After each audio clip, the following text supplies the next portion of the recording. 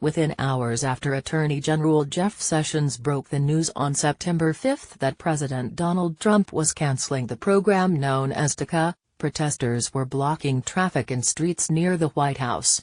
In New York, at least 34 demonstrators were arrested for sitting down across Fifth Avenue in front of Trump Tower. Students walked out of high schools in Denver, Fort Worth, Phoenix, and Albuquerque, among many places. The next day, 24 protesters, properly dressed in business attire, paraded through the lobby of the Trump International Hotel in Washington, chanting, "Here to stay." The swift and widespread reaction surprised the White House, but not the Dreamers.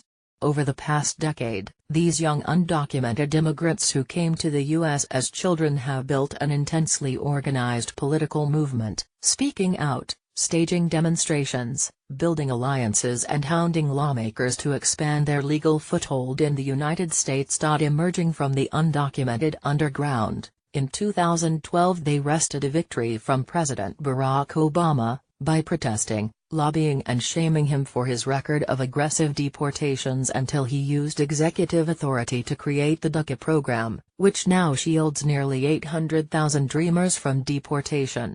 Since Trump's election, Dreamers have been busy laying plans to rise up in resistance if he carried through on his campaign pledges to take the program away. Now their careful organization is paying off. "Our community fought way too hard to get to this moment," said Adrian Reyna, an organizer for United We Dream, the largest of the immigrant youth organizations, on a conference call with more than 6,000 members from across the country on the night of September 5. The discussion was partly group therapy to console frightened DACA holders, some of them sobbing. But mostly it was a call to the ramparts. "We are resilient," Reyna reminded them. "We're ready," hundreds of voices shouted down the line. Until now the Dream movement, even when it was growing, has not always been visible, because of the constant risk that people without legal immigration status could pay for activism with the high price of deportation. The DREAM Act, a bill providing a pathway to citizenship for young undocumented immigrants, from which the Dreamers take their name, was first introduced in Congress in 2001. But for years it languished unnoticed with little popular support. But every Dreamer has a moment, generally towards the end of high school, when he or she first confronts the hard limitations of being undocumented in America. Often it comes when they want driver's licenses, financial aid for college or a first real job. Before DACA, the barriers could become insurmountable, forcing young people to recede into the low-paying limbo of the shadow economy.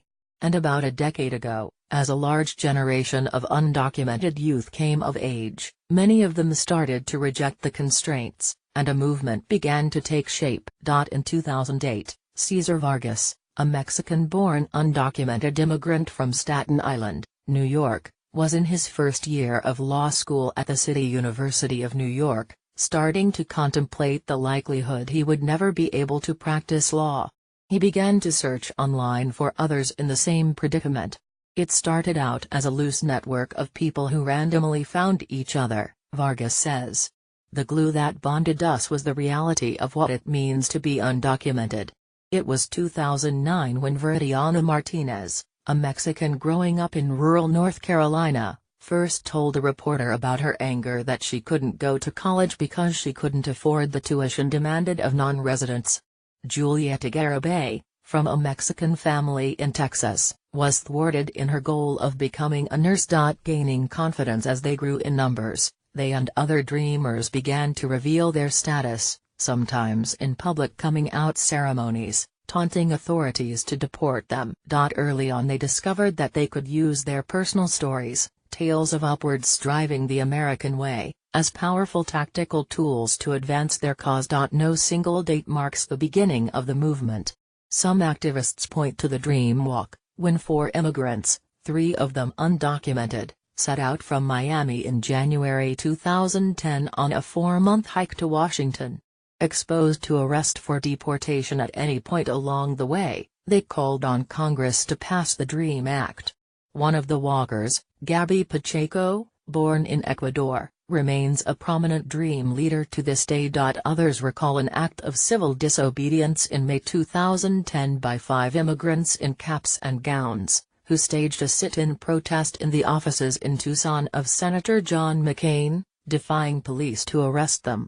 The action ended peacefully, and immigration agents never arrived to deport them. By late 2010 the movement was rolling with momentum, with Dreamer rallies proliferating across the country. But they hit a wall in December when the DREAM Act failed in the Senate.